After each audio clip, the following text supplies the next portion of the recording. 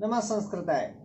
एक सवाल और अनिवार्य रूप से पूछता है, चाहे टीजीटी की परीक्षा हो, चाहे पीजीटी की हो, चाहे यूजीसी की हो, चाहे जीआईसी प्रवक्ता की हो, जो भी एग्जाम आप देने जा रहे हो, तो एक प्रश्न हर बार आता है, जैसे कि महाकाव्यों का विभाजन किस में होता है? सर्गों में होता है। नाटकों का विभाजन अंकों में होता है। ऐसे आप याद करिए 2016 की परीक्षा में प्रवक्ता में एक प्रश्न आया था कि बृहत कथा मंजरी का विभाजन है। लिखा था ना कि लंबकों में, उच्छ्वासों में, लावणकों में या निश्वासों में। अब ये देखिए, ऐसे ही शिवराज विजयम का विभाजन किसमें किया गया है, रामायण का विभाजन किसमें है, महाभारत का विभाजन किसमें है, किरात में कितने सर्ग हैं, शिशुपाल में कितने सर्ग हैं, शाकुंतल में कितने अंक हैं। ये कॉमन सा सवाल है, हर बार आता है, पर इससे थोड़ा सा हटकर है ये। क्या विभाजन किसमें है? सर्ग में है, सर्गों में यह ग्रंथ बटा है कि इसमें लंबकों में बटा हुआ है कि निश्वासों में बटा हुआ है कि पर्वों में बटा हुआ है? एक तो ये है कि किसमें कितने सर्ग हैं, कितने अंक हैं, मैं ये नहीं बता रहा, ये तो अनिवार्य सवाल है ही, कितने अंक हैं, कितने सर्ग हैं, तो पूछता ही।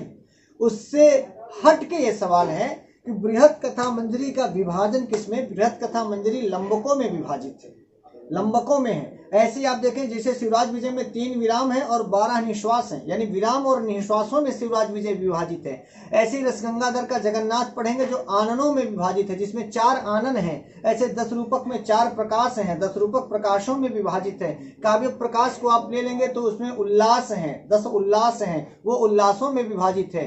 आप साहित्य दर्पण को ले लेंगे तो वो परिच्छेदों में विभाजित है, उसमें 10 परिच्छेद हैं। व्यक्ति विवेक में 3 विमर्श हैं, राज तरंगणी में तरंग हैं, चंद्रालोक में मयूख हैं, मयूखों में विभाजित है, 10 मयूख हैं उसमें। मेरा मतलब सिर्फ ये था। और हाँ, दुनियालोक में उद्योत हैं, वो उद्योतों में विभाजित है। जैसे नाटक अंकों में विभाजित होता है, महाकाव्य जो है सर्गों में विभाजित होता है, ऐसे ये जो बृहत कथा मंजरी इत्यादि है, हर्षचरितम में उच्छ्वास हैं।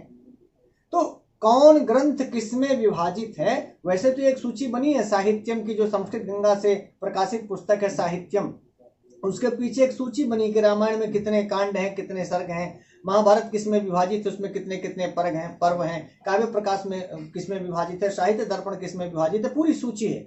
मान लीजिए नहीं है, वो पुस्तक आपके पास नहीं है, तो भी कोई दिक्कत नहीं। संस्कृत साहित्य का इतिहास कोई सा भी उठा करके, हर प्रश्न कौन बार बार आ रहा है, तो यह सवाल भी बड़ा इंपॉर्टेंट हो जाता है कि पूछ लेगा कि काव्य प्रकाश किसमें विभाजित है, या साहित्य दर्पण किसमें विभाजित है, या रसगंगाधर किसमें विभाजित है।